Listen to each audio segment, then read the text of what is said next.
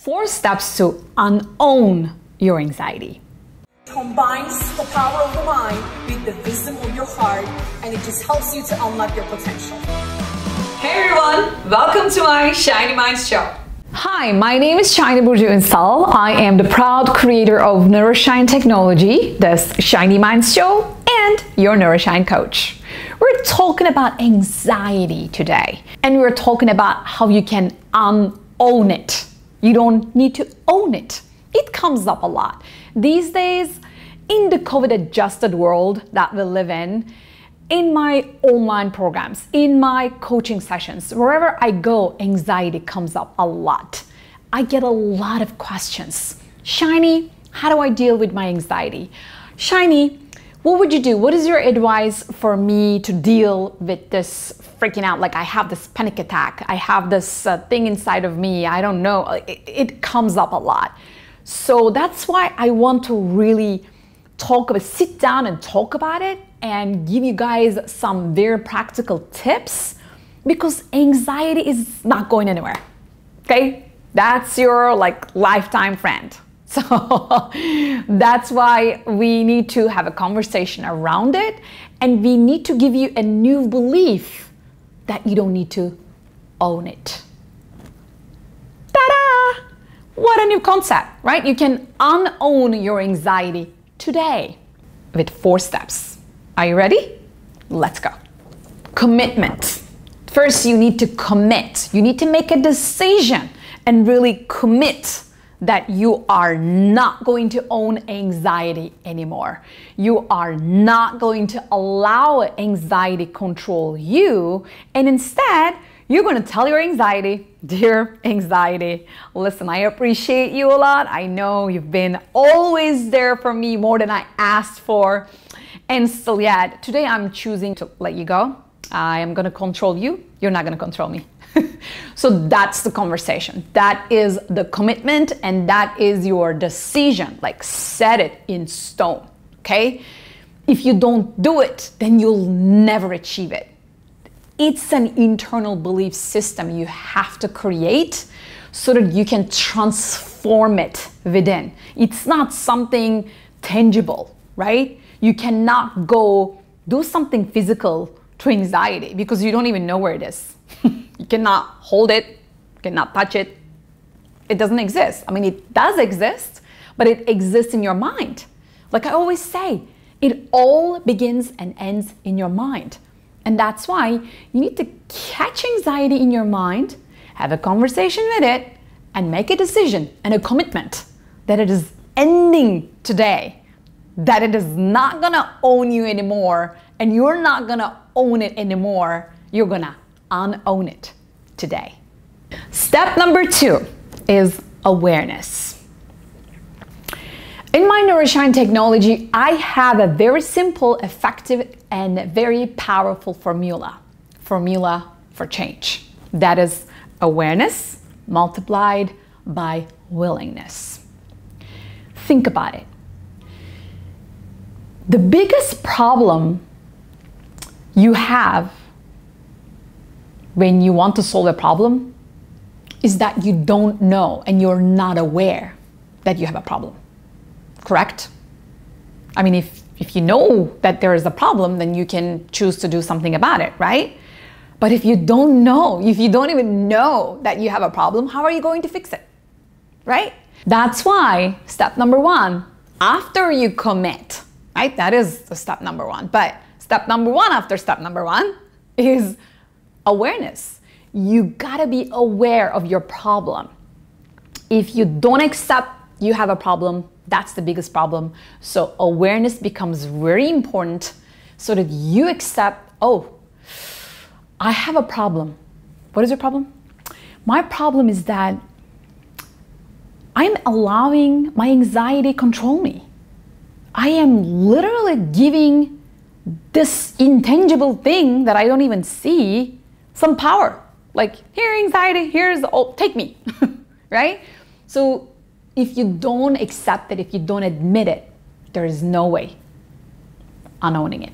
Step number 3. Now we're going to talk about reframing.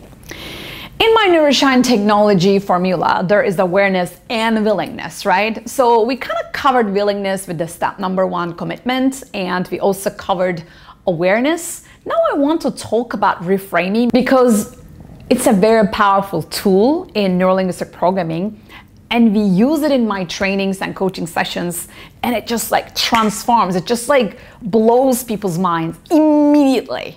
It is incredibly powerful. It's just like instead of looking at a problem this way, you just go around it and look at it from this way or from above, right? You change your perspective. That's how reframing looks like. Let's apply reframing to unowning your anxiety. How is it gonna look like or sound like? Well, here's an idea. When you talk to your anxiety, instead of looking at this anxiety, this negative emotion I need to avoid, right? It's probably what you have, that relationship, right? So if it is the relationship you have with anxiety, that's exactly what you can reframe. And instead of that, you can look at anxiety. You don't scare me. I'm not gonna avoid you. I'm just gonna allow you to be. Yeah, so what you got for me? Why are you here? What's your message? Talk to me. I'm here. I'm listening. All right, anxiety, show me what you got. The game is on. That's an idea. You can also create this type of a relationship with your anxiety. Dear anxiety, if you were my friend and if you were driving with me in my car, sitting in my car, I wouldn't let you to drive my car because I don't trust your instincts. And I cannot put you in my trunk because you're not safe there. You cannot breathe, right? So you need to sit with me in my car. So we need to find a way to get along. How do we get along? Okay, so those are 2 ideas. You just take it from there. Just be creative, reframe it. As long as your relationship with anxiety is not negative, and negative means, negative is not negative, okay? Negative is just like in the minus area instead of in the positive area in the spectrum, right? So when you have this perspective, this reframed perspective about those negative emotions, they're just like emotions, they're just like symptoms, they're not real, it's just a symptom, then you are a pro reframer. Last step, step number 4, repeat. Why am I saying that? Because it happens all the time. So right now we are in the middle of a 16-week online double certification training, double certification in NLP and coaching. And 1 week, my students/clients bring me a question.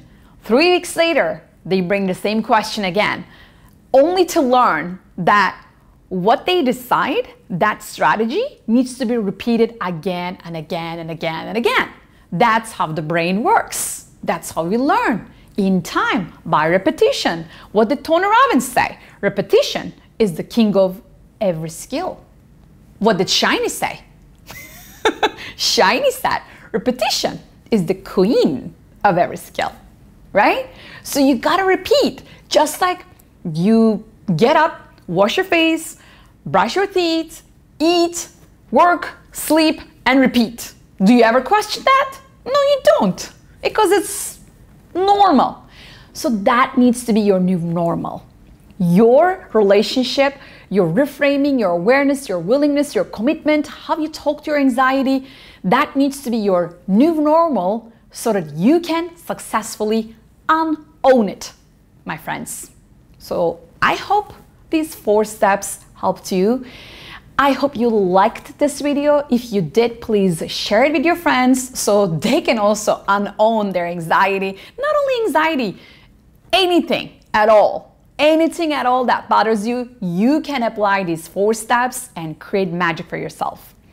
Also, please subscribe to my channel because I share magical transformational information that I promise you you're gonna love, okay? And also, remember, you and I, we need to do a better job. This world needs you and me and every one of us more than ever now, and we can make it a better place with more love and shiny minds.